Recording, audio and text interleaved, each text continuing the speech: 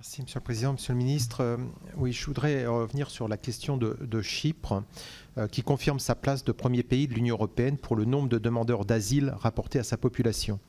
D'après les dernières estimations, ce ratio s'établit désormais autour de 5%.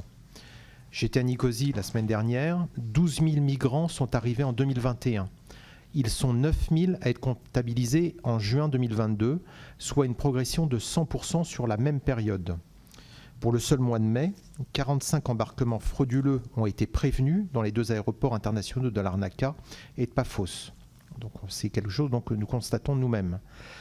La visite à Chypre de M. Chinas, vice-président de la Commission européenne, le 18 juin dernier, a donné lieu à une mise en cause directe des autorités de la partie occupée de l'île et de la Turquie.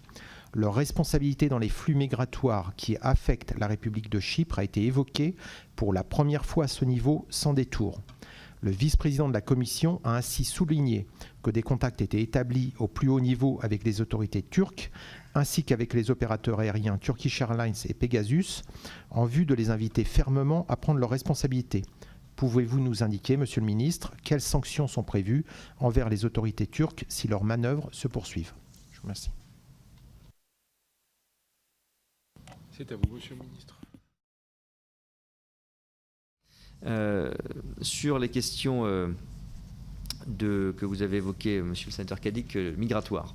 Vous avez raison de le rappeler parce qu'on l'oublie souvent. On parle de drames, de situations difficiles en Espagne, en Grèce, à Malte ou en Italie. Chypre est en effet le pays qui, depuis maintenant 3 ans, je crois, a proportionnellement à sa population le plus haut niveau de migration et d'accueil de réfugiés ou de migrants.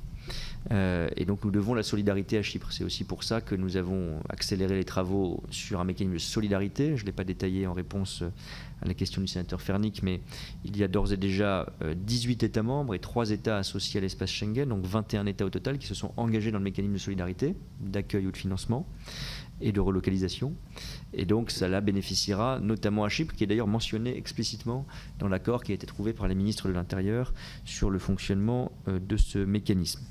Quant à l'action de la Turquie, je n'évoquerai pas à ce stade des sanctions, même si ça a pu exister dans d'autres domaines dans le passé. Mais en revanche, je crois que les propos du vice-président Skinas étaient les bienvenus, parce qu'il faut caractériser la situation, et nous savons qu'une partie de cette pression migratoire à Chypre est liée à sa situation géographique.